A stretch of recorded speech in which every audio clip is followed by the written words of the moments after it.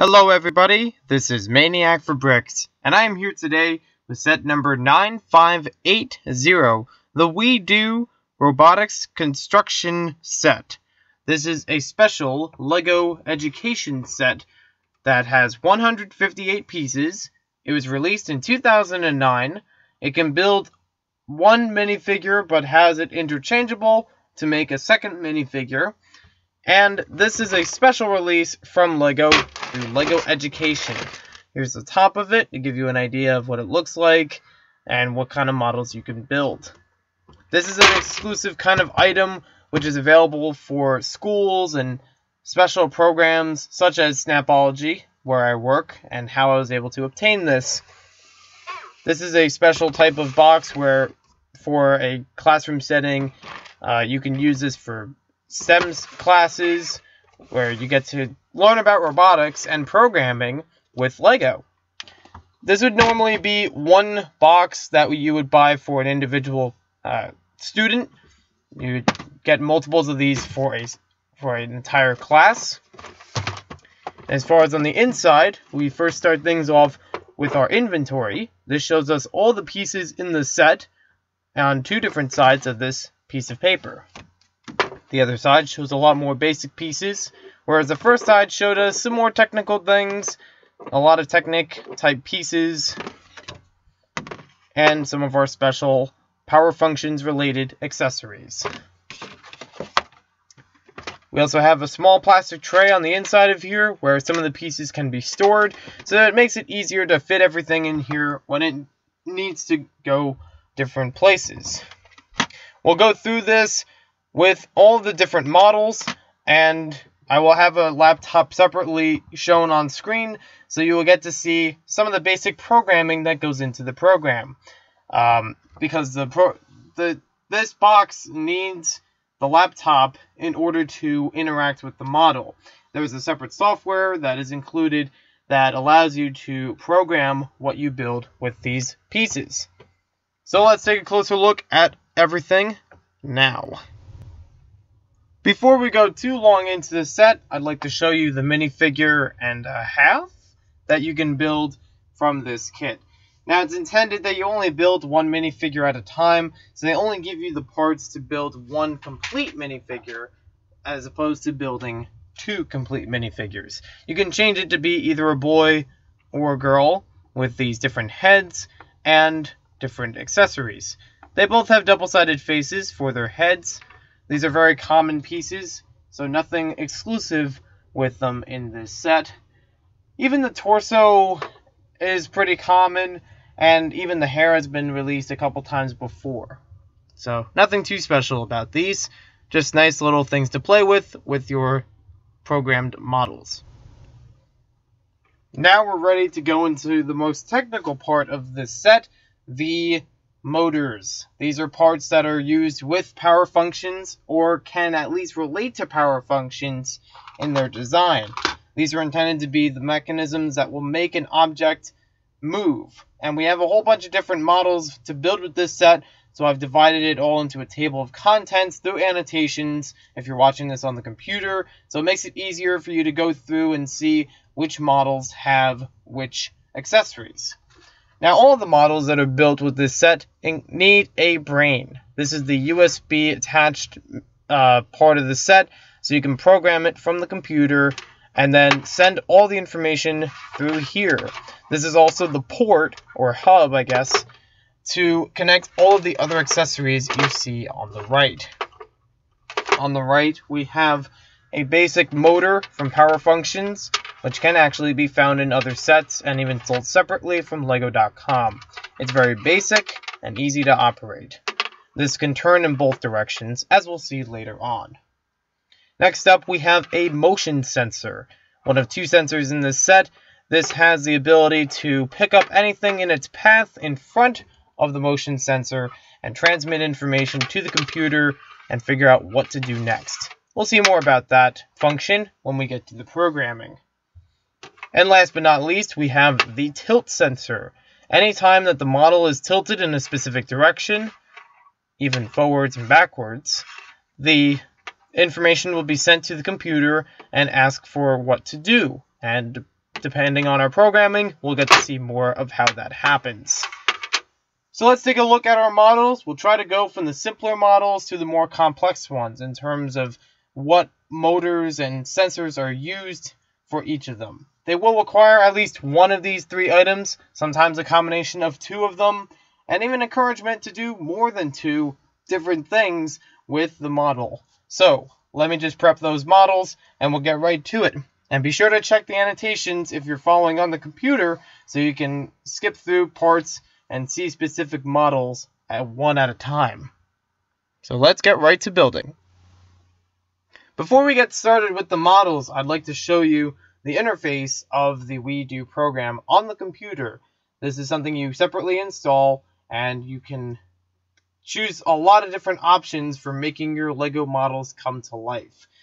On the bottom of the screen, we get to see all the different buttons that you can arrange. You basically line them up next to each other with a click and drag function so that it programs the way that you want it to. And over time, as you get to experiment more with the program, you get to understand how these work and how you can make them work to your advantage. On the top right, we have a way to exit the program. The red square on the bottom is a stopping function. Of course, you could always program a stopping function in your model or your programming as well. On the top, we have a few different tabs, which will help with our building.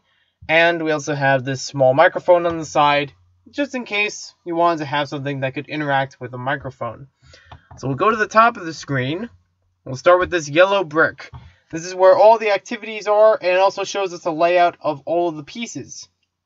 This is your interface where it shows the pieces that are used with the set, but also how they're used. You can see a bunch of things such as how gears are turned, how pulleys are used, gears used at different angles, and even some things on the bottom about displays.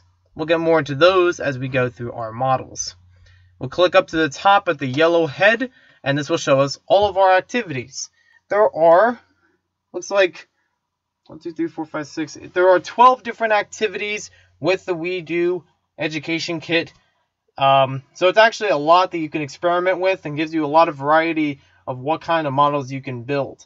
From here, I will annotate which of these you want to see throughout the video. I imagine it's going to be a long video in trying to show what everything does and why it does it. So I thought I'd leave up the annotations here so you can pick and choose, and also get to go back to this same menu and choose another option if you would like to see it. There's also the option that you can skip to the end and get the overall thoughts, just in case you might want to check these out at a later time. So we'll start things off from left to right. We're going to go first with the dancing birds. Each of these activities have a short video clip with digitalized Lego in order to show what works with the set, or the little model I mean, and this is the thing you'll actually be building after the video is done. You can actually click past the video with the right arrow on the bottom of the screen.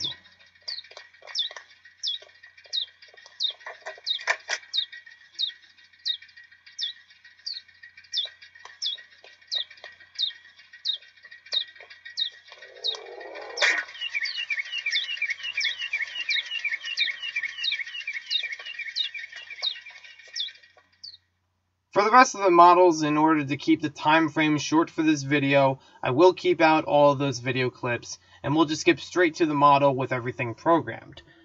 But for this one, it'll give you a start for what is shown and what you're trying to learn with building this model. It gives you step-by-step instructions, which are easy to follow, and usually do it from one angle, which is okay.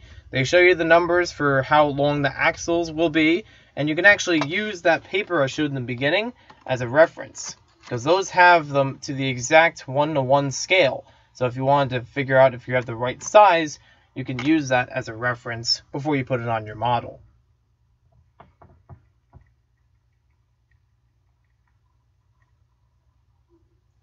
Once we're done with assembling everything, it'll bring up this small screen, which shows you on the top what you're going to build.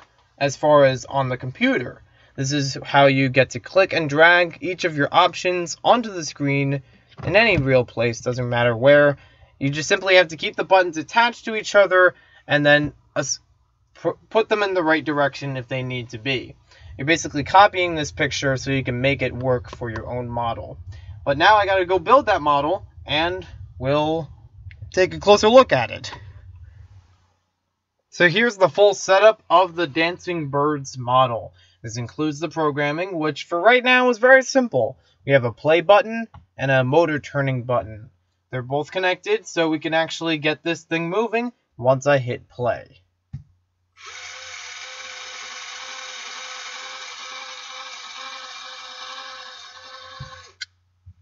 So very simply, the function of this is to show you a couple different mechanisms going on.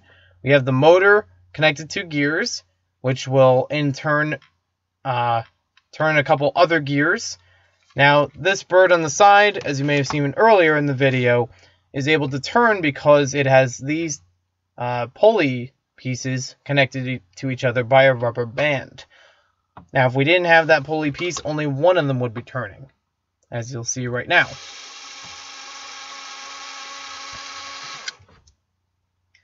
The instructions also encourage that you go further on with how you can develop the way that these turn. You can do it very simply by changing the direction of the attachment rather of these two pulleys. You can put them on the bushing pieces and they'll do another effect, which could be much different than what we've done before. Well, we can see that doesn't turn so well, so let's try something else. After all, this is an education kit, and education is definitely having to do some experimenting on your own.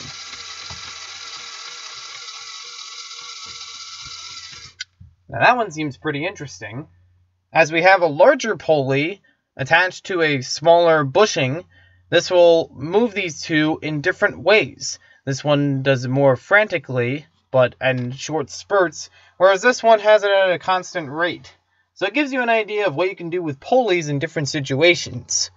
Now, if we put this like we had it in the beginning, but we twist it around in a figure 8 style, we might get a different result than we saw from the first time. Instead of them turning the same way, they'll actually start to turn opposite ways. If I'll just get this arranged, and set it all up for you.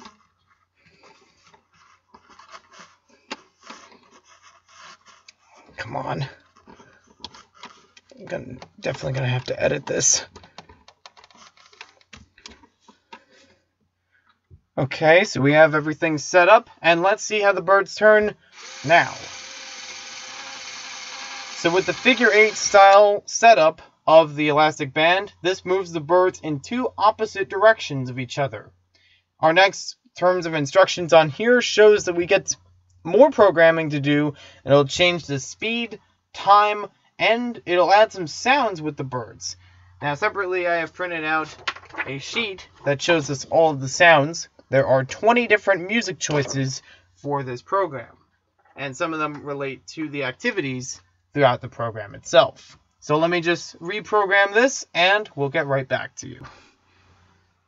So now we've changed the programming for a repeated function. This will allow it to keep moving no matter how many times that the process is done. The large yellow band allows us to repeat everything inside of it. You have different motor options that turn at different ways and at different speeds.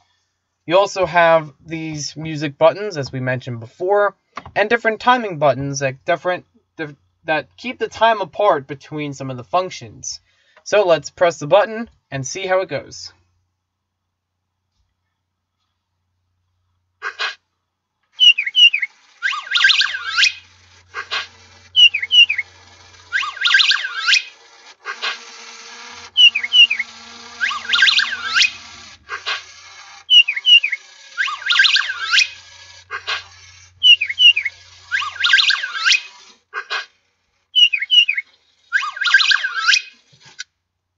Now, as you noticed, with each time there was a different speed that the birds started turning.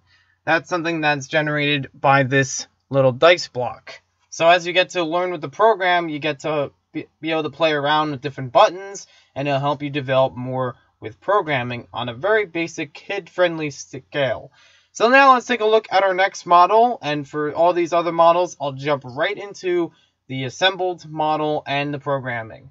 So we won't have to play around too much with in-between stuff, but this one is helpful to get the basics down. So let's look at our next model. The We-Do Education Robotics Kit is not just a toy. This is a nice, simple, and fun and colorful way for kids to learn about some basic mechanics, computer programming, and different ways that pulleys and gears and other systems can move. This is nice for kids learning in, like I said earlier, science-type classes, such as STEM, which stands for Science, Technology, Engineering, and Mathematics. This is not a widely available set because this was part of the LEGO Education program, so it is more exclusive to schools and education facilities such as Snapology of Northern New Jersey, so they are able to access these types of kits. These are not, in basic terms, available for individual sale. They are excellent, and I really appreciate the models in them. I do suggest a few modifications to some of the models, but they all seem to work out very well. They're very stable and functional, and they have a lot of creativity. 12 models with only a couple hundred pieces is actually pretty useful. So I really appreciate all the design and functionality with this set. And if you are able to attend a school or any education facilities that use these, I highly hope you have a good time. If you know of any in your area, I am actually part of Snapology of Northern New Jersey as of the recording of this video. So it was my privilege to obtain this and use it for our review today. This is an excellent opportunity to show you different robotics in a very simple and colorful way. If you want to actually practice this particular one, Snapology has a robotics program with some local schools in the New Jersey area, so you can check out snapology.com for more information. Snapology also has several different locations and across the country that can help out younger kids to experience this type of set. So if you need more information about it, I will probably put some links in the description, or you can also message me.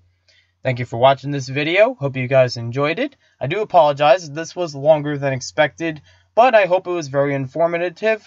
And if you missed any parts from earlier, you can always check them back later, as there is a table of contents annotated throughout the video. Thank you for watching, and we'll see you next time with more LEGO videos.